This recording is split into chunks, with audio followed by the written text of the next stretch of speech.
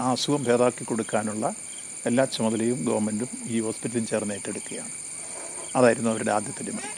രണ്ടാമത് നമ്മളിപ്പോൾ ഫ്യൂണറലായിട്ടുള്ള അടിയന്തര സഹായം കൊടുത്തു.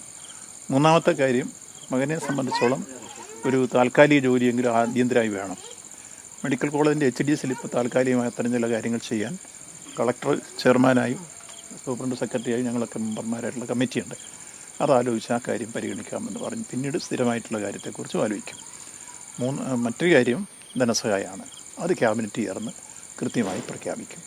ഇങ്ങനെ അവർ മുന്നോട്ട് ആവശ്യപ്പെട്ട 4 കാര്യവും നടപ്പാക്കി ആ കുടുംബത്തോടൊപ്പം ഗവൺമെൻറ്റുണ്ട്. സർക്കാർ കൃത്യമായി ആ ഗവൺമെൻറ് ഈ കുടുംബത്തിന് എന്തൊക്കെ ചെയ്തു കൊടുക്കണോ ആ കാര്യങ്ങൾ ചെയ്ത് അവരെ സംരക്ഷിക്കും. അതാണ് നമ്മളിപ്പോൾ ആലോചിച്ചിട്ടുള്ളത്. ഈ തരത്തിലായിരിക്കും കാര്യങ്ങൾ മുന്നോട്ട് പോകുന്നത്. അല്ല, ഇപ്പോൾ താൽക്കാലികം എല്ലാം അടിയന്തരമായി ചെയ്യാൻ പറ്റും. മറ്റേ ഗവൺമെൻറ്റിന് ചെയ്യുന്നതിന് ക്യാബിനറ്റ് ഡിസിഷൻ വേണം, മറ്റു പല കാര്യങ്ങൾ വേണം. അതിന് മുമ്പ് തന്നെ മെഡിക്കൽ കോളേജ് HDSൽ താൽക്കാലിക ജോലിക്ക് എടുക്കാൻ നിലവിലുള്ള പ്രൊവിഷനുണ്ട്. അത് വേക്കൻസി നോക്കിയിട്ട് കളക്ടറാണ് എൻ്റെ ചെയർമാൻ, സെക്രട്ടറി സൂപ്രണ്ടുമാണ്. അത് ചർച്ച ചെയ്തിട്ട് അടിയന്തരമായി കൊടുക്കാൻ പറ്റും. അതാണ് അവരെ പെട്ടെന്ന് ആവശ്യപ്പെടുന്നത്. അത് പാരലായിട്ട്. അതിനുശേഷം പിന്നെ ശാശ്വതമായിട്ടുള്ളത് ക്യാബിനറ്റും അതുപോലെ ഗവൺമെൻറ്റും പൊതുവിൽ ആലോചിക്കേണ്ടത്. അത് ആലോചിക്കുമെന്നാണ് പറഞ്ഞത്. അപ്പോൾ 2 കാര്യവും ആലോചിക്കും, താൽക്കാലികവും ശാശ്വതവും. മറ്റു ചില കാര്യങ്ങൾ പറഞ്ഞതാണ് സാമ്പത്തിക സഹായം. കളക്ടർ റിപ്പോർട്ടിൻ്റെ അടിസ്ഥാനത്തിൽ ക്യാബിനറ്റ് കൂടി നമ്മൾ കൃത്യമായി ഇവരുടെ ദയനീയാവസ്ഥ റിപ്പോർട്ട് ചെയ്യും. എൻ്റെ അടിസ്ഥാനത്തിലുള്ള തീരുമാനം ഗവൺമെൻറ് ഭാഗത്തുണ്ടാവും. മുഖ്യമന്ത്രി ഇന്നലെ തന്നെ അത് സൂചിപ്പിച്ച് അംഗീകരിക്കുകയും ചെയ്തിട്ടുണ്ട്. ക്യാബിനറ്റ് കൂടിയേ തീരുമാനിക്കാൻ പറ്റും. അത് നിങ്ങൾക്കെല്ലാം അറിയാം. വലിയ തുകകൾ തീരുമാനിക്കുന്നതെല്ലാം ക്യാബിനറ്റാണ്. അപ്പോൾ അടുത്ത ക്യാബിനറ്റ് എന്ന് പറയുന്നത് 11-ാം തീയതിയാണ്. 11-ാം തീയതി ക്യാബിനറ്റിൽ തീരുമാനിക്കും. സർക്കാർ പ്രതിനിധികളെ എന്തോ കളക്ടർ റിപ്പോർട്ട് ഇപ്പോൾ അദ്ദേഹം റിപ്പോർട്ടാണ് ധനസഹായവുമായി ബന്ധപ്പെട്ട് ഇന്നലെ തന്നെ മിനിസ്റ്ററിനോട് ആവശ്യപ്പെട്ടത് 2 ദിവസം കൊടുക്കാം, നാളെ കൊടുക്കും ഒരെണ്ണം. മറ്റേ റിപ്പോർട്ട് ഒരാഴ്ചയ്ക്ക് ഇല്ല. ഒരു പ്രശ്നവും ഞങ്ങളെല്ലാം എന്തായാലും നിങ്ങൾ വരുന്നതിന് അവിടെ ആദ്യം ഉണ്ടായിരുന്നു. ഈ സംഭവം ഉണ്ടായപ്പോൾ തൊട്ട് ഞാനുണ്ടായിരുന്നു, വീണാ മിനിസ്റ്റർ ഉണ്ടായിരുന്നു, അതുപോലെ സൂപ്രണ്ട് ഉണ്ടായിരുന്നു. അവിടെ നിന്ന് മെഡിക്കൽ കോളേജിൽ നിന്ന് എല്ലാ കാര്യവും ചെയ്ത് പോസ്റ്റ്മോർട്ടം ചെയ്ത് കയറ്റി വിടുന്നോടം വരെ ഇവിടെ ഉണ്ടായിരുന്നു.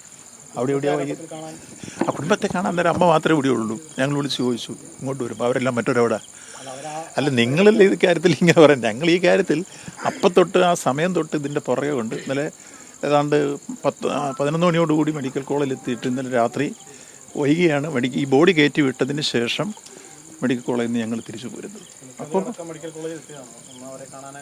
ഇല്ല, അപ്പം നിങ്ങൾ മനസ്സിലാക്കേണ്ടത് ഇവിടെ ഈ മോർച്ചറിക്കകത്താണ് ബോഡി മോർച്ചറിക്കകത്ത് സാറിന് കയറി കാണാൻ ആരും പോകാറില്ല, കയറ്റാറുമില്ല.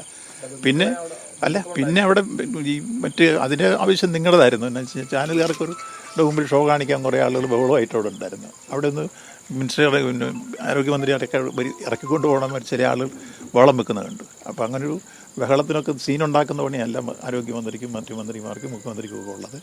മറിച്ച് ചെയ്യേണ്ട കാര്യങ്ങളെല്ലാം കൃത്യമായി ഇവിടെ കേന്ദ്രീകരിച്ചിരുന്ന് ഇന്നലെ അവിടെ ചെയ്യേണ്ട അടിയന്തര കാര്യം, 1 ആക്സിഡൻറ്റ് പറ്റിയപ്പോൾ അതിന് വളരെ പെട്ടെന്ന് ചെയ്യേണ്ട രക്ഷാദൗത്യം, 2 പരിക്ക് പറ്റിയവർക്ക് ചികിത്സ, 3 മരിച്ചവരുടെ പോസ്റ്റ്മോർട്ടം, 4 തുടർന്ന് ആ കെട്ടിടത്തിൽ മറ്റ് അനിഷ്ട സംഭവങ്ങൾ ഉണ്ടാകാതിരിക്കാൻ അവിടെയുള്ള 6 വാർഡുകളിലെ 360 രോഗികളെ നമ്മൾ പുതുതായി പണിതിട്ടിരിക്കുന്ന ബിൽഡിലേക്ക് മാറ്റുക. അത് ഇന്നലെ രാത്രി തന്നെ നടന്നു.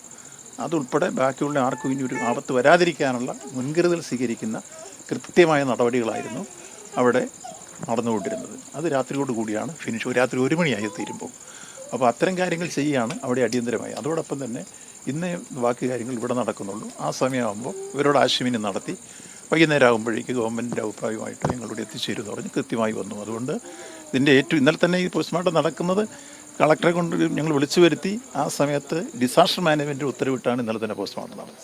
ഞങ്ങളവിടെ ഇരുന്നുകൊണ്ട് അത്തരം കാര്യങ്ങൾ എല്ലാം ഇടപെട്ടാണ് കാര്യങ്ങൾ നടന്നിട്ടുള്ളത്. അതുകൊണ്ട് വേറെ അതിനകത്തൊരു